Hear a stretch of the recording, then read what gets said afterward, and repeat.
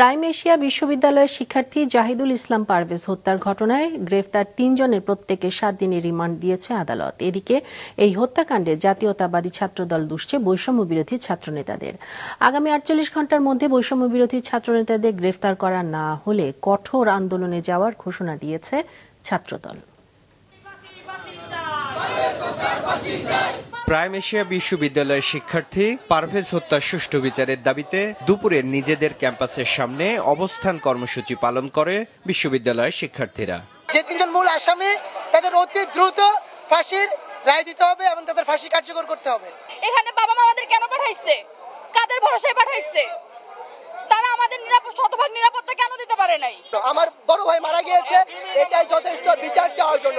আমি কোনো রাজনৈতিক পরিচয় বুঝি না, আমি আমার ভাই হত্যার বিচার চাই।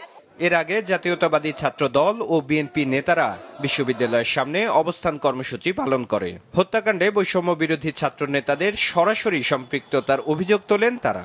সরকারের মধ্যে বৈষম্য বিরোধী ছাত্র আন্দোলনের প্রতিনিধিরা রয়েছে, তারা চাপ প্রয়োগ করছে যাতে তাদেরকে গ্রেফতার না করা হয়। আমরা আলটিমেটাম দিচ্ছি আগামী ৪৮ ঘন্টার মধ্যে এই যে ২ জনকে এখনো ধরা হয় নাই, তারা বৈষম্য বিরোধী ছাত্র আন্দোলনের কমিটিতে পাওয়া গেছে।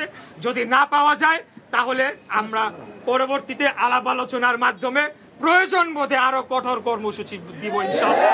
এই ঘটনার প্রতিবাদে ঢাকা বিশ্ববিদ্যালয়ে বিক্ষোভ ও মানববন্ধন করেছে বিশ্ববিদ্যালয়ের ছাত্রদল শাখা।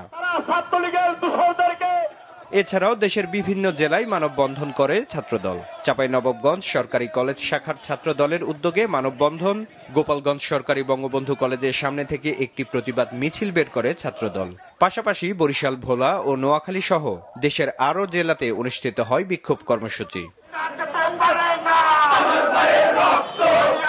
এদিকে প্রাইম এশিয়া বিশ্ববিদ্যালয় কর্তৃপক্ষ হত্যাকাণ্ডের ঘটনায় ৫ সদস্যের কমিটি গঠন করেছে। যে ৩ জন শিক্ষার্থীর সম্পৃক্ততা মিলেছে তাদের ইতিমধ্যে সাময়িক বহিষ্কার করা হয়েছে। এছাড়াও তাদের মহাখালীর ওয়্যারলেস গেট থেকে গ্রেপ্তার করে আদালতে পাঠানো হলে ৭ দিন করে রিমান্ড আদেশ দেন আদালত। তার মধ্যে একজন হলো বিপ্লব হাসান, মাছরাঙা সংবাদ, ঢাকা।